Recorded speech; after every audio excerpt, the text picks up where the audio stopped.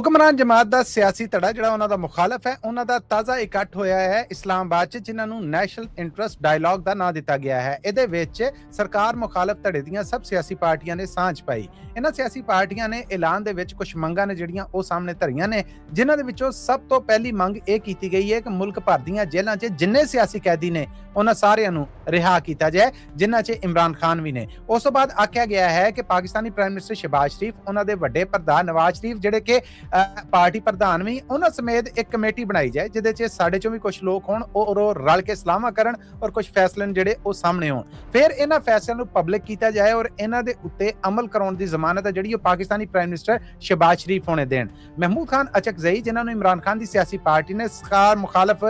ਪ੍ਰਧਾਨਗੀ ਹੈ ਜਿਹੜੀ ਉਹ ਦੇਣ ਵਾਸਤੇ ਨੋਮੀਨੇਟ ਕੀਤਾ ਹੈ, ਔਰ ਨਾਲ ਹੀ ਉਹਨਾਂ ਨੇ ਇਹ ਵੀ ਜ਼ਮਾਨਤ ਦਿੱਤੀ ਹੈ ਕਿ ਜੇ ਸਰਕਾਰ ਦੇ ਨਾਲ ਸਾਡੀ ਗੱਲਬਾਤ ਜਾਂ ਡਾਇਲੌਗ ਕਾਮਯਾਬ ਹੁੰਦਾ ਹੈ ਤੇ ਜਿਹੜੇ ਫੈਸਲੇ ਹੋਣਗੇ ਉਹਨਾਂ ਤੇ ਜੇਲ੍ਹ ਦੇ ਅੰਦਰ ਇਮਰਾਨ ਖਾਨ ਨੂੰ ਮਨਾਉਣਾ ਮੇਰੀ ਜ਼ਿੰਮੇਵਾਰੀ ਹੈ। ਪਰ ਇਹ ਵੀ ਗੱਲ ਚੇਤੇ ਰਹੇ ਕਿ ਇਮਰਾਨ ਖਾਨ ਦੇ ਨਾਲ ਜੇਲ੍ਹ 'ਚ ਕਿਸੇ ਦੀ ਮੁਲਾਕਾਤ ਨਹੀਂ ਕਰਵਾਈ ਜਾ ਰਹੀ ਔਰ ਸਰਕਾਰ ਵੱਲੋਂ ਐਲਾਨ ਕੀਤਾ ਗਿਆ ਕਿ 8 ਫਰਵਰੀ ਤੱਕ ਇਹਨਾਂ ਮੁਲਾਕਾਤਾਂ ਤੇ ਪਾਬੰਦੀ ਹੈ। ਇੱਥੇ ਇਹ ਵੀ ਦੱਸ ਜਾਈਏ ਕਿ ਬੁਸ਼ਰਾ ਬੀਬੀ ਦੀ ਇਮਰਾਨ ਖਾਨ ਦੇ ਨਾਲ ਕੱਲ ਇੱਕ ਮੁੱਦਤ ਤੋਂ ਬਾਅਦ ਜੇਲ੍ਹ 'ਚ 40 ਮਿੰਟ ਤੱਕ ਮੁਲਾਕਾਤ ਹੈ ਜਿਹੜੀ ਉਹ ਕਰਵਾਈ ਗਈ ਹੈ। ਮਹਿਮੂਦ ਖਾਨ ਅਚਕਜ਼ਈ ਹੋਣਾ ਨੇ ਇਸ ਇਕੱਠ ਦੇ ਆਖਰ ਤੇ ਐਲਾਨ ਕੀਤਾ ਹੈ ਕਿ ਅਸੀਂ ਮੁਲਕ ਭਰ ਦੇ ਵਿੱਚ ਇhtਜਾਜੀ ਲਹਿਰ ਚਲਾਉਣ ਜਾ ਰਹੇ ਹਾਂ ਔਰ ਅਸੀਂ ਉਮੀਦ ਕਰਨੇ ਹਾਂ ਕਿ ਇਸ ਇhtਜਾਜੀ ਲਹਿਰ ਨੂੰ ਨਹੀਂ ਰੋਕਿਆ ਜਾਏਗਾ। ਜੇ ਕਿਸੇ ਨੇ ਰੁਕਾਵਟਾਂ ਖੜੀਆਂ ਕੀਤੀਆਂ ਤੇ ਜ਼ਿੰਮੇਵਾਰੀ ਉਹਦੇ ਸਿਰ ਹੋਏਗੀ।